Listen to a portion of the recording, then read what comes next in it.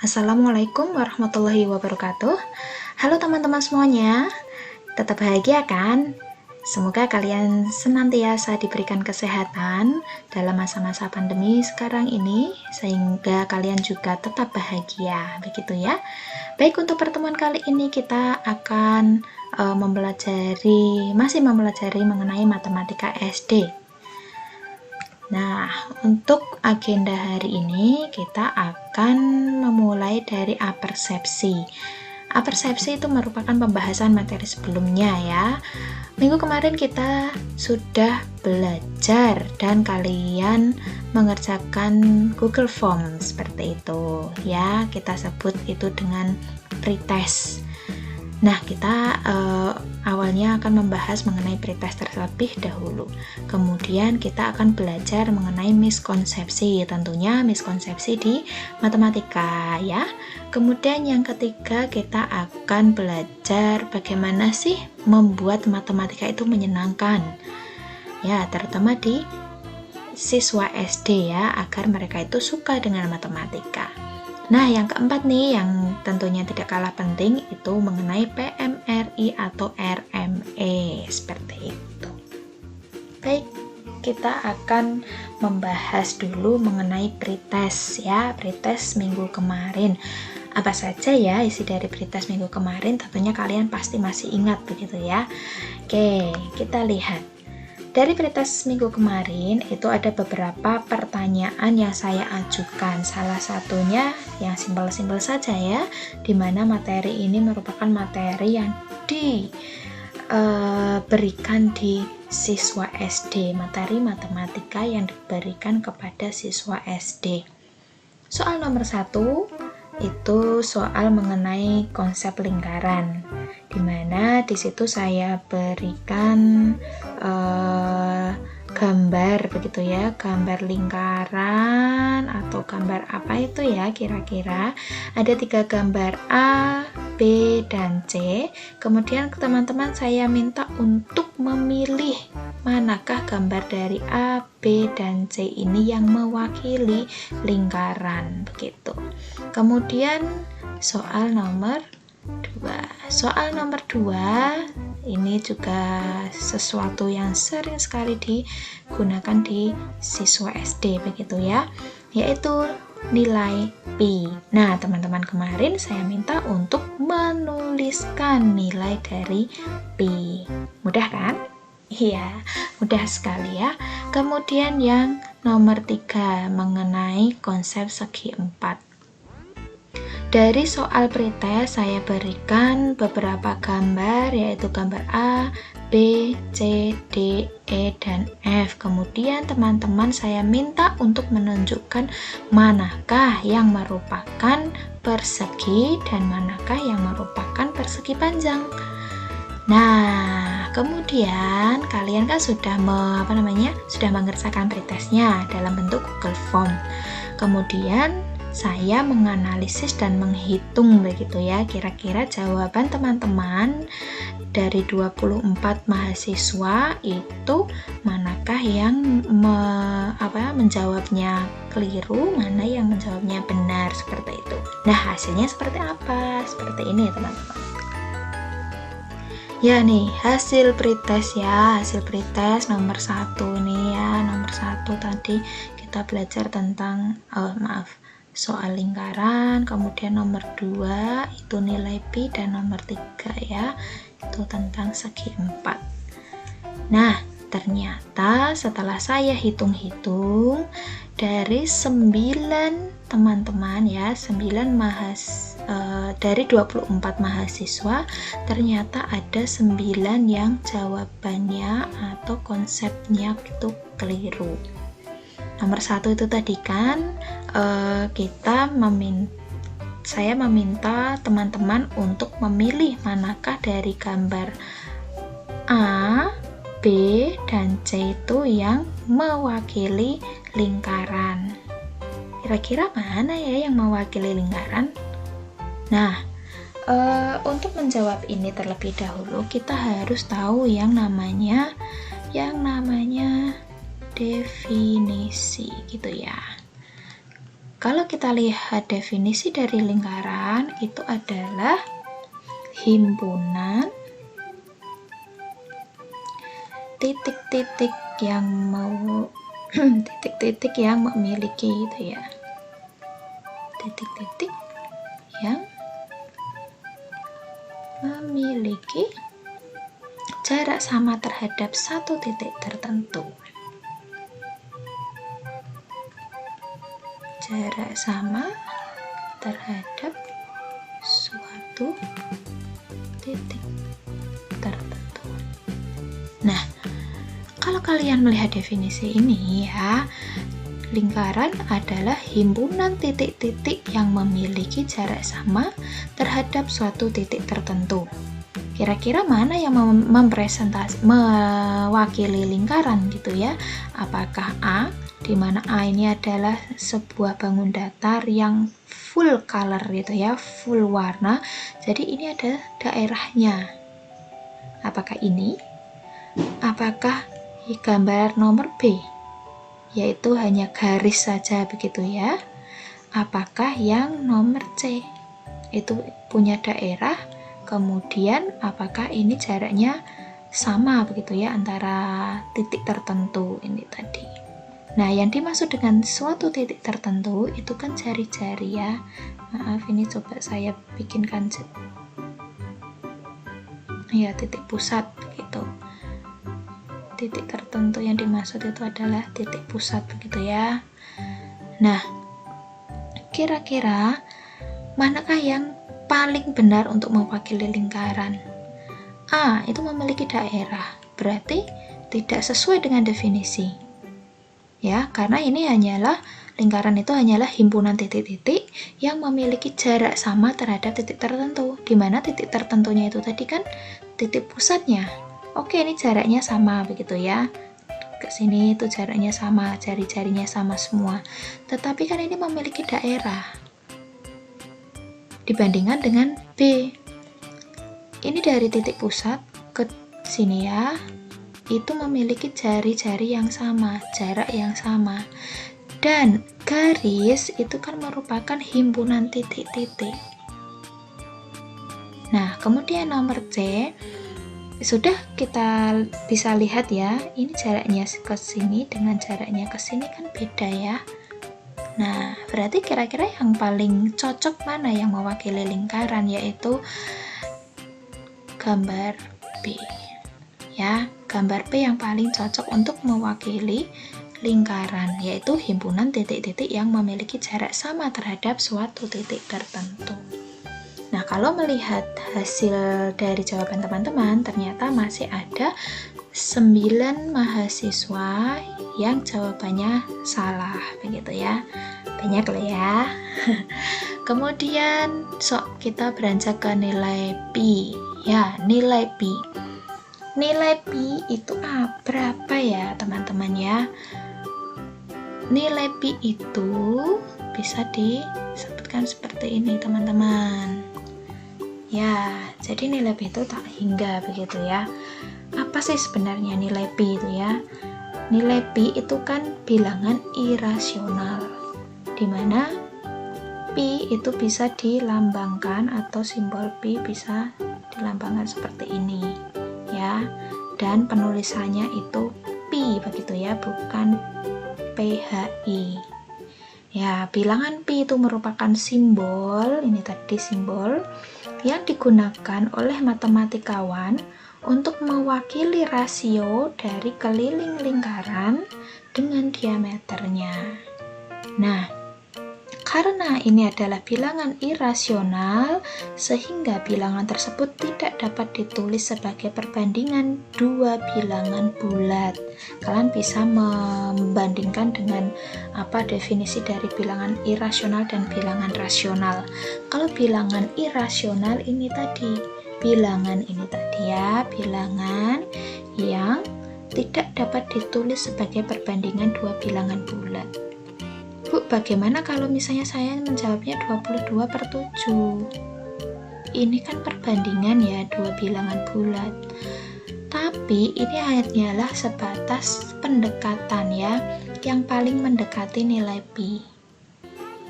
Kalau nilai Pi sendiri ya ini tadi. Ya. Kemudian teman-teman banyak juga yang menjawabnya 3,14.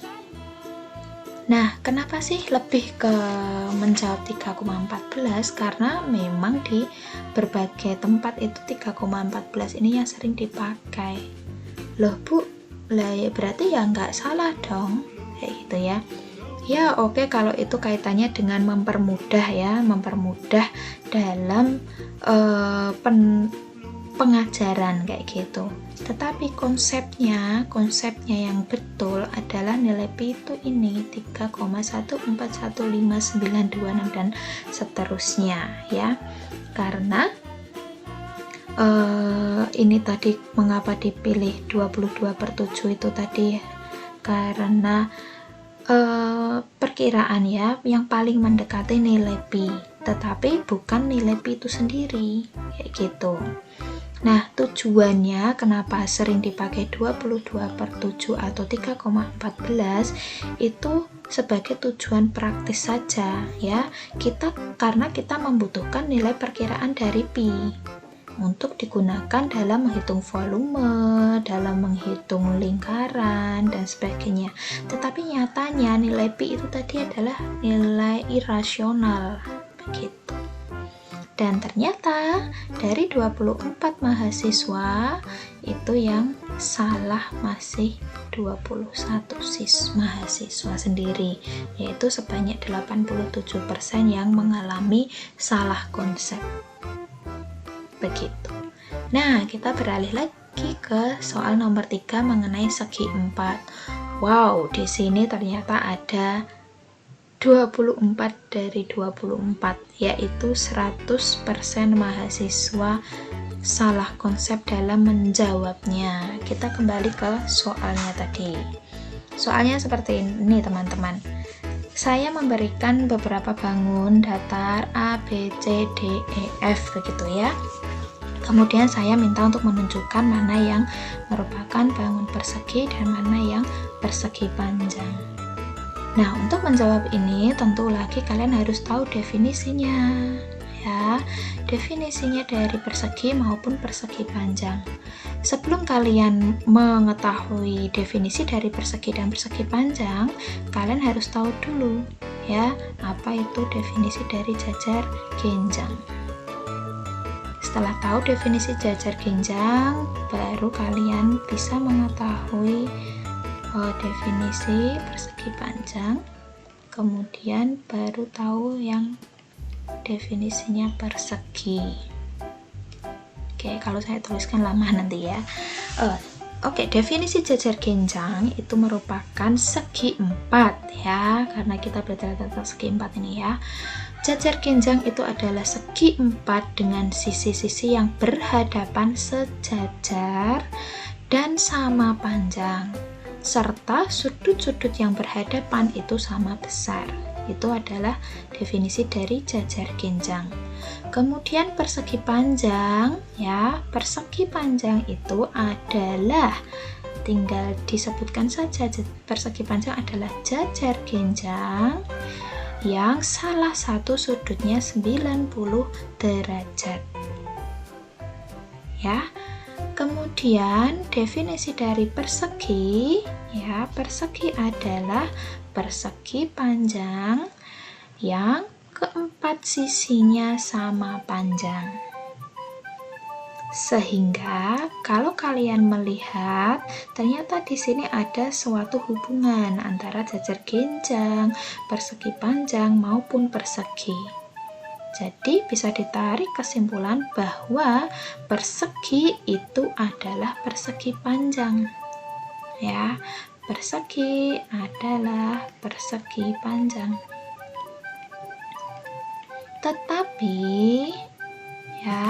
Tetapi tidak sebaliknya. Maksudnya apa? Berarti persegi panjang itu bukan persegi. Karena kalau dilihat definisinya, persegi panjang tadi kan jajar genjang yang salah satu sudutnya 90 derajat. Sedangkan persegi adalah persegi panjang yang keempat sisinya sama panjang. Jadi kesimpulannya, persegi adalah persegi panjang, tetapi tidak sebaliknya. Nah, ada juga kesimpulan bahwa persegi, ya, persegi ini tadi dengan persegi panjang itu adalah jajar ginjang. Jadi, kalau lihat definisinya tadi, persegi maupun persegi panjang itu adalah jajar ginjang. Kalau kalian mau lebih kompleks lagi begitu ya, kalian bisa melihat definisi belah ketupat. Jadi kalau kalian nanti bisa lihat, itu persegi itu juga belah ketupat. Nah, ada belah ketupat yang persegi. Ya, itu nanti salah satu yang akan kalian cari begitu ya di tugas post-test hari ini. Nah, jadi kembali lagi ke soal, manakah yang menunjukkan persegi, manakah yang menunjukkan persegi panjang? Kalau lihat dari definisi, persegi adalah persegi panjang.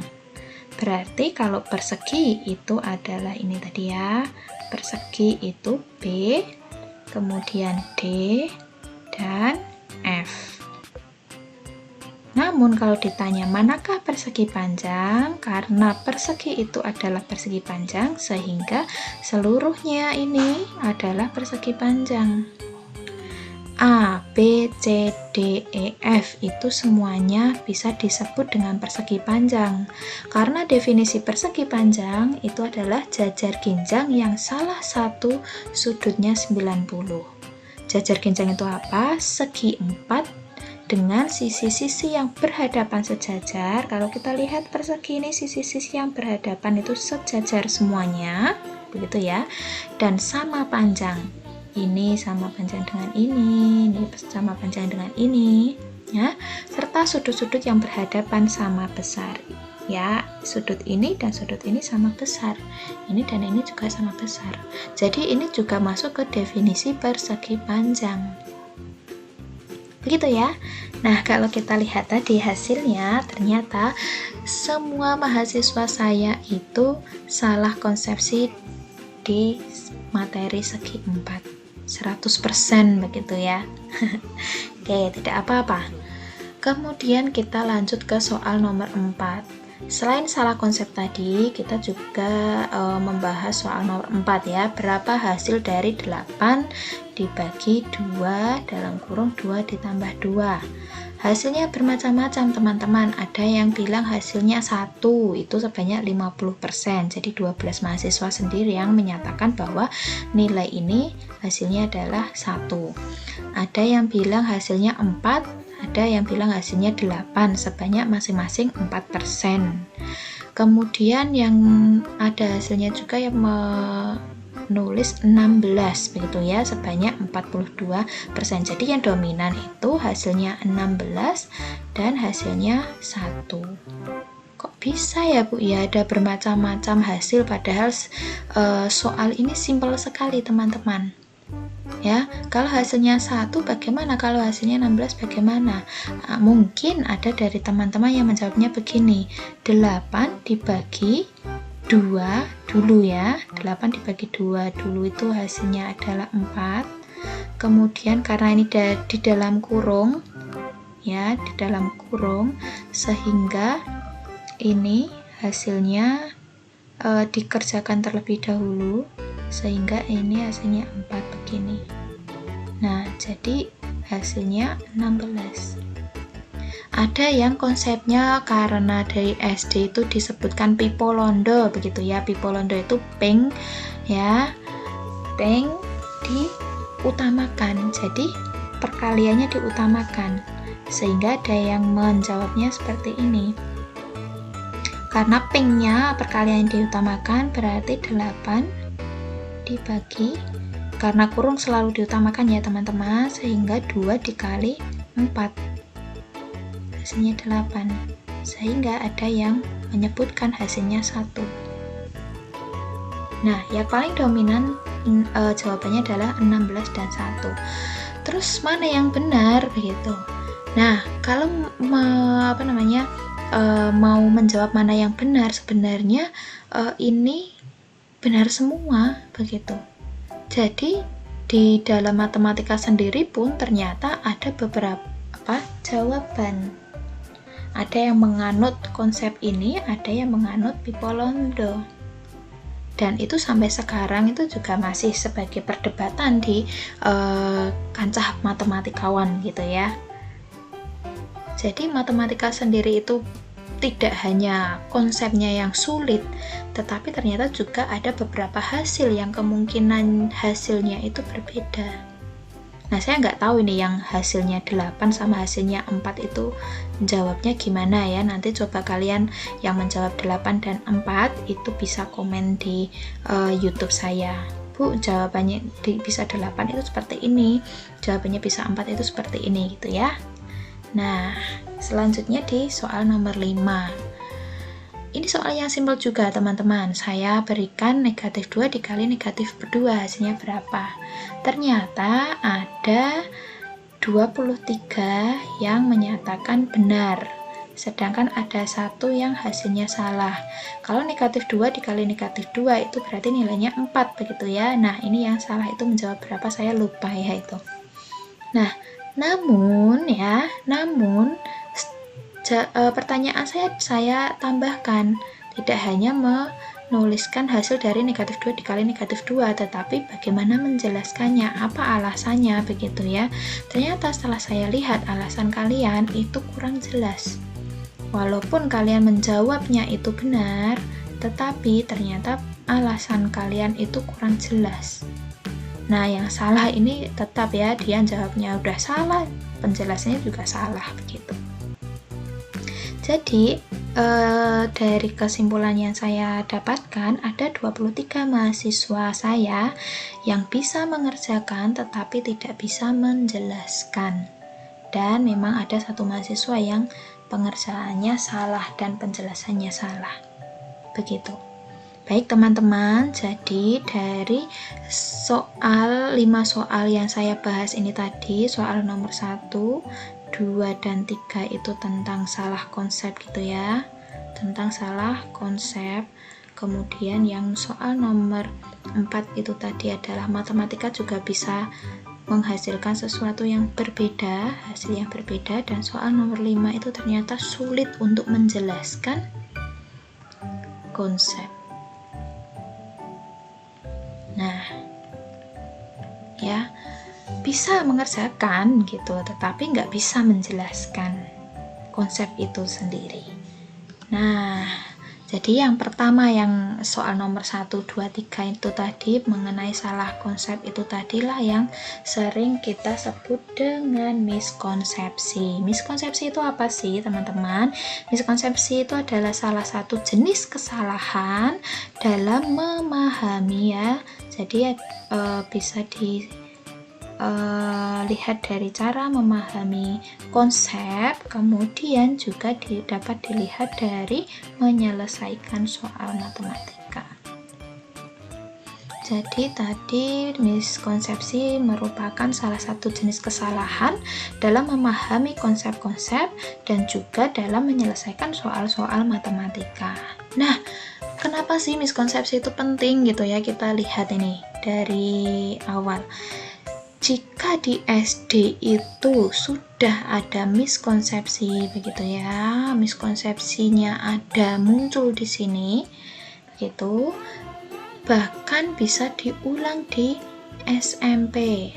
Tidak hanya diulang ya miskonsepsi tersebut, tetapi digunakan dalam menyelesaikan masalah-masalah matematika di SMP. Begitu juga di SMA maupun SMK itu juga akan diulang lagi kalau tidak dibenarkan. Kemudian bisa juga saat nanti kuliah kalian masih mengulangi miskonsepsi lagi.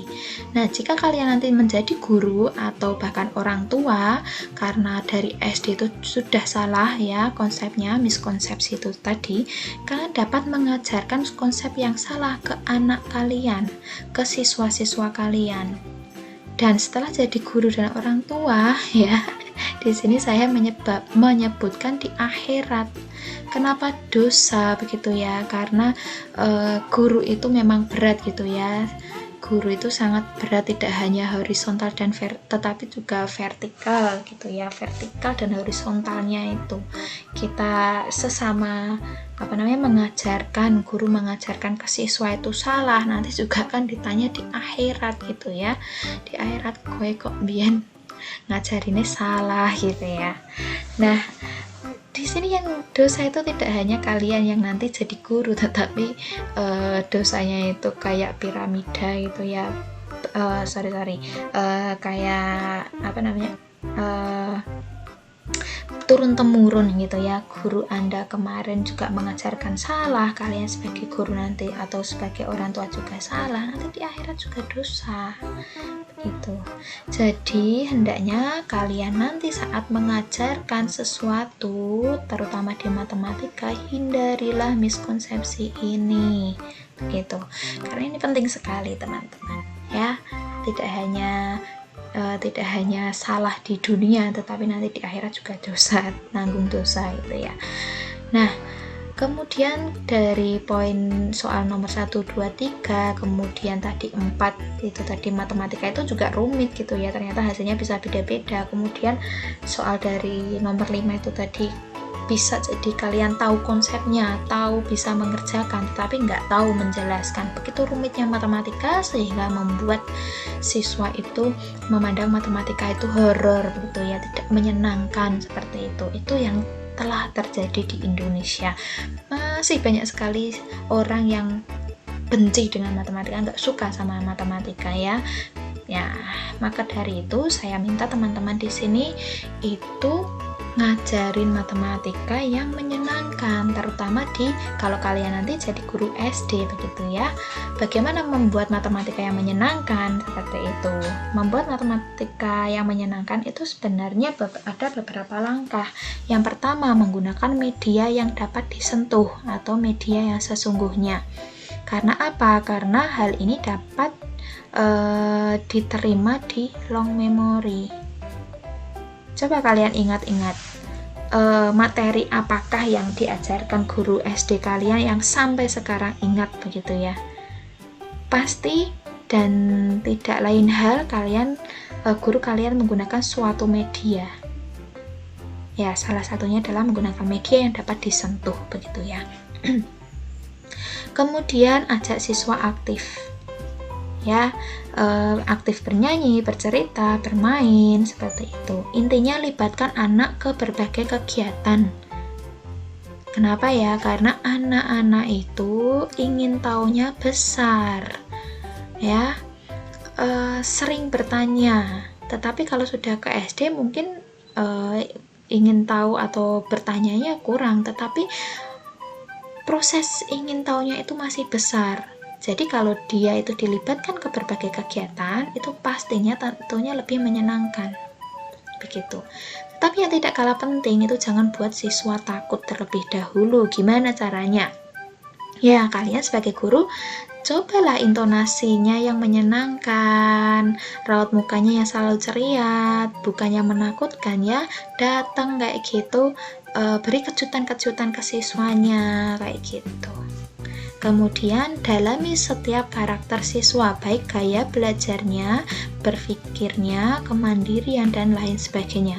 Gaya belajar itu bisa yang auditorial, visual, kayak gitu ya, itu bermacam-macam. Kalau kalian sudah tahu karakter siswa, kalian mendalami karakter siswa, kalian bisa tahu bagaimana untuk memberikan metode pembelajaran yang tepat.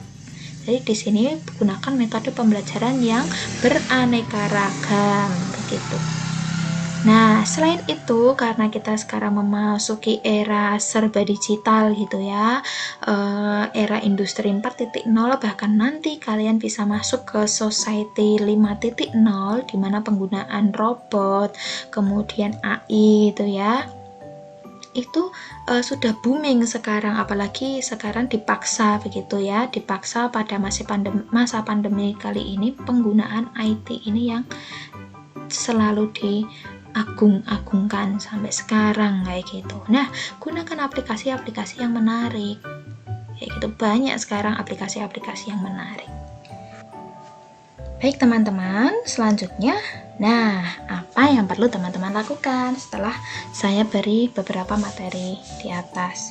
Nah, yang perlu teman-teman lakukan ya, yang pertama itu kalian jawab ini ya, jawab mengapa persegi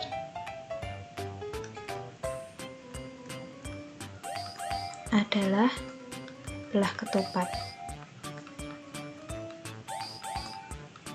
Ya, nanti kalian bisa menjawab ini di kolom komentar ya, di kolom komentar. Kemudian kalian juga bisa mengomentari jawaban dari teman-teman kalian begitu.